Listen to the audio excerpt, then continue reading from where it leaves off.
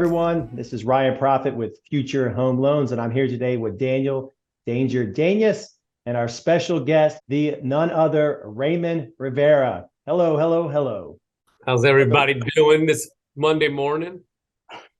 We're doing great. We're doing great. Enjoying this beautiful weather. So before we get started here, tell us a little bit about Ray and what does Ray do? Is Daniel going to talk about me, or you want me to talk about myself? No, we'll talk about yourself. Yeah, that's the easiest way. I'm going to save it for whatever you say. I'm going to undercut it. Okay, I'm sure. Well, I'm Ray, one of the brokers here of United Real Estate Gallery. I sometimes have to stop myself. I'm sure Dan does too. I have to say not Exit. It's United. We were with Exit for about 15 years, and we just converted our offices over to United. We're excited about that. There you go. He has his old Exit shirt. We converted over to United since October of last year. It's been a really good transition for us. It's a national brand that a lot of people haven't heard of. They have a smaller franchise operation, but they are corporate owned operation as well. They've bought about, I think, 10 or 12 companies around the country. There are about 21,000 agents nationally and internationally. One of the neat things is they own their technology that they offer the agents, and they see where the market's going, where they think the market's going on the agent side of the business, and still a people business, but it's also technology is changing the way business is done. Still going to need that kind of in the mortgage business. They still need that live person to talk to, but technology is definitely changing that. We've been in Jacksonville for about 15, 16 years, and we have about 400 agents here locally, about 6 offices. I think it's 6 offices around town. And, we're just excited. I know the market's shifting, but we're excited being in Northeast Florida. We think the market here still has a long way to go, and it's a lot of growth here locally. So we're excited to be part of that. Well, just tagging on to Ray's introduction, the story I've shared before is that, my real estate career is as old as my daughter. And when I first was getting my license, I was going to go interview with Ray to see about joining their brokerage. And Melissa went with me for the drive, and she was like, "Oh, I'll just wait out in the car." It was on the weekend, and she was pregnant with Isabella. And I was in the office talking with Ray, and I came out and I said, "What a big mistake this was." No, I came out and I was like, and I had already talked to 2 other brokerages at that point, so it wasn't my first one. But I talked to, and I came in, and I was like, you know what, I think this is where I'm supposed to be. And here we are, going on 15 years later. Bella will be 15 in a couple months. And I've been working with Ray and Sonny, and it's been great. But Ray, you're the numbers guy, the stats guy. When we have our meetings with United, you're always bringing up the market stats and all that. And first question we want to kind of get into is, what is going on with the real estate market? Well, I thought you might have asked me that question, and so I brought a little cheat sheet. So I wanted to make sure I got the most updated numbers. As well as being, one of the brokers here at United, I'm also on the board of our local real estate. It's called Real MLS, the MLS portion of our local board. And so one of the things in being on the board is I get the updated numbers from our local MLS, is where most of the economists get the numbers from, because the MLSs keep track of all the data. And so this is median price, $330,000 in our market. So our market, guys, is everything from North Jacksonville, like Yulee, which is a little north of Jacksonville, all the way down to St. Augustine and Palatka. So if you count everything, Ponte Vedra, the median price is about $330. But, certain markets obviously more and certain markets are less, but that gives you 4.7% increase from last year. But it was a decrease. So this is interesting. It was a decrease from last month. So we went down a little from last month's high, but we're still up 4.7% from last year.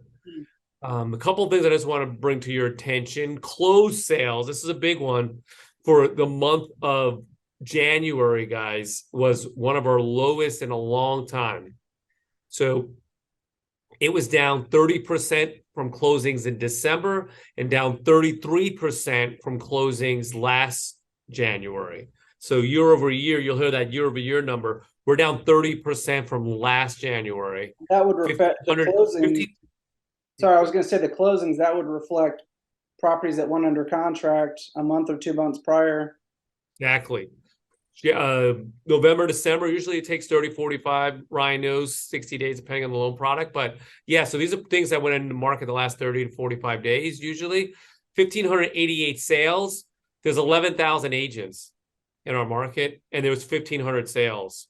So we still have a lot of people joining our career or joining the board or joining again the real estate license, but we have seen a little decrease in number of closings. It has picked up though. So it's not all bad news. A lot of that's interest rates, which Ryan will talk about in a second.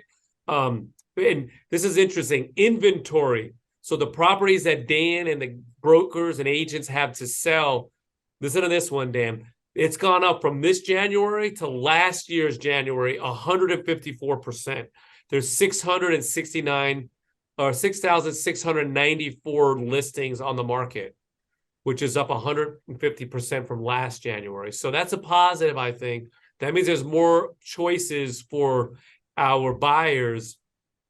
And new listings, obviously, the inventory is up. So new listings are up about 18%. So where we are headed, no one knows, but as interest rates go up, we are looking at a slower first half of the year. They said first quarter. I think that's going to stretch out to the first half of the year. I think a little bit down from last year and the year before, which last year I think was an anomaly of how crazy it was. But the positive is we're in a market, and I was mentioning about the Jacksonville metro area. We're in a market that's very desirable. So it is not expected for the demand in our market to go down a lot. But if the market, we talk about the total economy goes down, obviously that's going to affect us. And interest rates play a pivotal role in that on what people can afford. So I do project home prices leveling off, maybe come down a little bit, first quarter, second quarter. And then I think as interest rates finally level off, when the Fed probably, hopefully stops raising later in the year, I think you'll start seeing the interest rates kind of level off. And I think that'll be a benefit to us moving forward. Yeah, so I'd like to kick that to Ryan. And by the way, so we're recording February 27th. Obviously, things can change day by day, hour by hour. By the time that this video gets released, who knows what's happened by then. But speaking of today, like Ryan, what's kind of happened with interest rates? What are you kind of expecting for interest rates for the remainder of this year? Yeah, I mean, kind of the same thing that Ray was saying. It's just going to be a very volatile year. You're going to see rates kind of going up and down. They did mention, it depends on who you read, and we say they very loosely, but they had some employment numbers came out a couple of weeks ago, which kind of triggered the interest rates to kind of start going back up a little bit, but they've kind of softened since then. And we're looking May, June, July, August, purchase season. I think we're going to have a good relief in where interest rates are. And then probably the first quarter of the following year, 2024, we'll even have the opportunity to even refinance some of these homeowners out of that current interest rate and get them a little bit lower of a payment. So we're still moving right ahead. I mean, loan applications were up 7% last week, which is great news. So long as we're continuing to get those applications in, people are still applying, getting pre-approved, going through that process. And like you said, there's tons of inventory out there, tons of options for them to choose from, which is kind of a different market than we've been used to the last couple of years. Yeah, exactly. Just to piggyback real quick, 2 seconds on that. When Ryan sees the applications, that means people are applying for loans. That's what we've seen the last 2 to 3 weeks. It's really picked up, which is normal this time of year. Come to springtime, people start getting out there and looking because they want to kind of move in right before summer. And so it normally gets better, but we have seen a big increase, and we've seen a lot of pending. So when Ryan sees applications, we start seeing pendings. And I don't have the February pendings just yet because the month's not over, but I think you're going to see a positive number there, positive jump. And Ray, about interest rates, I know I mean, it seems pretty obvious, but if somebody's watching and they don't really have much experience with real estate, never bought a home, maybe, just how do interest rates impact real estate sales, impact the real estate market? Well, yeah, I mean, my favorite is, I get the question, I'm sure Ryan gets it a lot more as a lender. It's like, oh, you know, the interest rate that is equal to X, is that equal the mortgage rate to be Y? And there is no like, hey, the Fed rates are this is what the mortgage rate is. It's really based on a lot of factors. But obviously, if the amount of money that it costs, the interest it costs to borrow and the Fed rate is going to affect it, but it's more, and Ryan could talk on this more on what the 10-year bond is. A 10-year note has a bigger effect. And so what all that means, some of these probably people are like, what is that talk? What is he talking about? But all that affects it. So when you see the 10-year note, that's like if you wanted to buy a 10-year treasury, what that interest rate you're going to pay on that has a bigger effect on the mortgage rates. But as rates go up, it's less of a home people can afford. So just from going, we were in the 3s and 4s last year to be in the 6s, and some products I'm sure in the 7s now. That really hurts somebody's buying power, like how much of a home they can afford based on when they probably looked 6 months to a year ago. So that has a really, really big effect on prices and sales. So that's what I think. As these rates are going up this year, you know, the amount of homes people can afford are going to go down. That's why you'll start seeing the median price start to tick down a little bit. Yeah. So just to kind of answer that from the lending side, it's all about affordability, like Ray said. Interest rates play a huge part in affordability. So if the average home price last month was, I think, 320 is what we said, you know, that's probably going to put your ballpark payment with taxes, insurance right around, you know, about $2,500 a month. But if interest rates come down, now you're talking $1,900 a month. So that $600 a month swing in interest rates is a difference between that buyer actually purchasing that home, or maybe instead of looking at a 320 home, now rates are down. Now he's looking at a $400,000 home. So we were approaching the average price back in October of last year was almost like 392. I think we got up to the height before it started softening a little bit. But it's all about affordability, and rates play a major part in that.